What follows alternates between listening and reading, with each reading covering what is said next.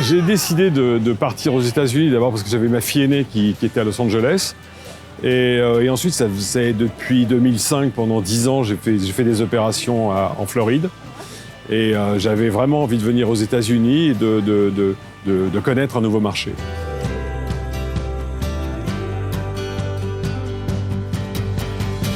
Ça a été plus compliqué. Ça a été plus compliqué dans le sens où il a fallu s'adapter d'abord à la langue, à tout ce qui est générique aux États-Unis et surtout aux lois américaines.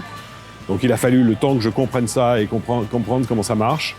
Mais après, c'est assez facile de se mettre dans les chaussures, dans les pieds des Américains et de travailler avec eux parce que c'est des gens très ouverts et c'est des gens qui vous expliquent tout et qui vous laissent pas tomber. Mais après, il y a évidemment un effort personnel à faire et il faut beaucoup travailler.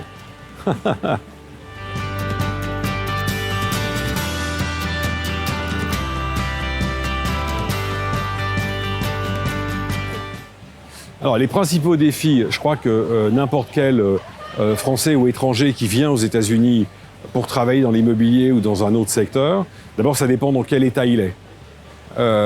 Chaque État est différent, chaque État a ses lois particulières et chaque État a ses us et coutumes.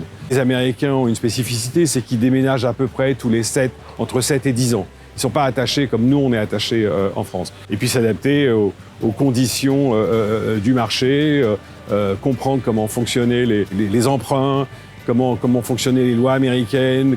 Alors, par exemple, il y a une différence qui est marquante ici. C'est pas simplement l'histoire du processus juridique, mais c'est simplement que en Californie, par exemple, mais généralement dans tous les États-Unis, quand on a une offre qui est acceptée pour une maison, généralement les vendeurs, sauf si on a un prêt et c'est maximum 45 jours, mais les vendeurs veulent vendre sous 10 jours. Donc ça va très très vite.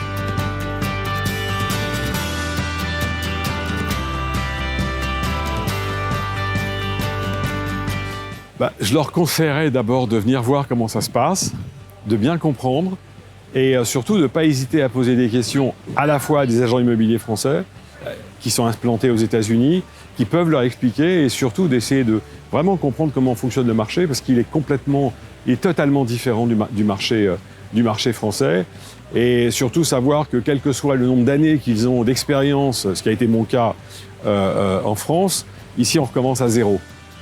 Donc ça c'est un challenge et le challenge aussi c'est la langue, ça c'est très important. Voilà, il y a un réel effort à faire. Les Américains ne comprendraient pas qu'on ne parle pas leur langue et surtout pour aller dans les problèmes juridiques.